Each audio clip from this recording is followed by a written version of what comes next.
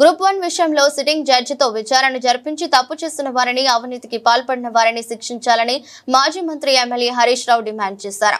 సిద్దిపేటలోని విపంచి కళా నిలయంలో ఏర్పాటు చేసిన మెగా జాబ్ మేళా కార్యక్రమంలో హరీష్ రావు పాల్గొన్నారు. ఈ సందర్భంగా మాట్లాడుతూ ప్రభుత్వం గ్రూప్ 1 పరీక్ష పెడితే నిరుద్యోగులు ఎంత ఆవేదన చెందుతున్నారో చూశారని పేర్కొన్నారు.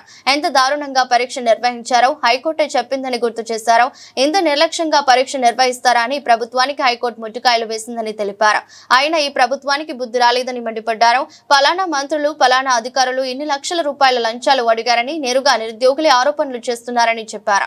నిజంగా తప్పు చేయకపోతే సిట్టింగ్ జడ్జితో విచారణ జరిపించాలని, అవినీతికి పాల్పడిన వారిని శిక్షించాలని డిమాండ్ చేశారు. తప్పును సరిదిద్దకుండా మరో అప్పీల్ కు వెళ్తామని చెప్తున్నారని, ఏ ముఖం పెట్టుకుని అప్పీల్ కు వెళ్తారని ప్రశ్నించారు.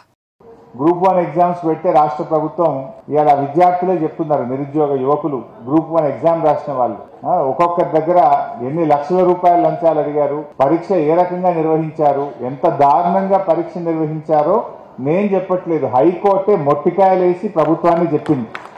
ఇంత నిర్లక్ష్యంగా గ్రూప్ 1 నిర్వహిస్తారా అని చెప్పి హైకోర్టు మొట్టికాయలు వేసినా ఇంకా ఈ ప్రభుత్వానికి బుద్ధి రాలేదు, సోయి రాలేదు. ఇంకా దాని మీద అప్పీల్కి పోతామంటున్నారు. ఇంకా ఏ ముఖం పెట్టుకొని అప్పీల్ పోతారు?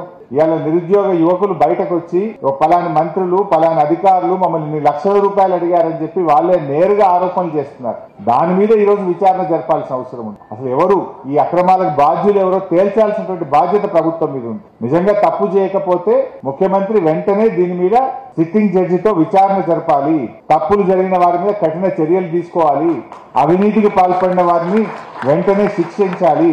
కానీ దానికి ముందుకు పోకుండా తప్పులను సరిదిద్దకుండా ఇంకా అప్పీల్కి పోతాం, ఇంకా దాచుకునే ప్రయత్నానికి ఇలా రేవంత్ రెడ్డి పాల్పడతా ఉన్నాడు. ఆ రోజు చెప్పిందేమో మొదటి ఏడాదిలోనే 2 లక్షల ప్రభుత్వ ఉద్యోగాలు ఇస్తామన్నారు. ఇప్పుడు 2 ఏళ్ళు అయింది కదా, మరి ఎక్కడ పోయినాయి 2 లక్షలు? ఫుల్ పేజ్ యాడ్స్ ఇచ్చింది అన్ని పేపర్లలో. ఏ పేపర్ చూసినా మొదటి సంవత్సరమే 2 లక్షల ఉద్యోగాలు. రేవంత్ రెడ్డి నమ్మటట్లేడని ఢిల్లీకి వెళ్ళి రాహుల్ గాంధీని తెచ్చి అశోక్ నగర్ సెంట్రల్ లైబ్రరీలో కూర్చోబెట్టి ఆయనతో చెప్పించే ప్రయత్నం చేశారు. ఇది నా మాట, ఇది గాంధీ మాట అన్నాడు. మరి గాంధీ మాట ఏడవైందో, రేవంత్ రెడ్డి మాట ఏడవైందో? 2 లక్షల ఉద్యోగాలు కాదు కదా, ఇందాక మా సీనన్న చెప్పినట్టు 10,000 కూడా ఇవ్వలే. అన్ని కేసీఆర్ గారు. ఇప్పుడు 20,000 పోలీస్ కానిస్టేబుల్ ఉద్యోగాలు.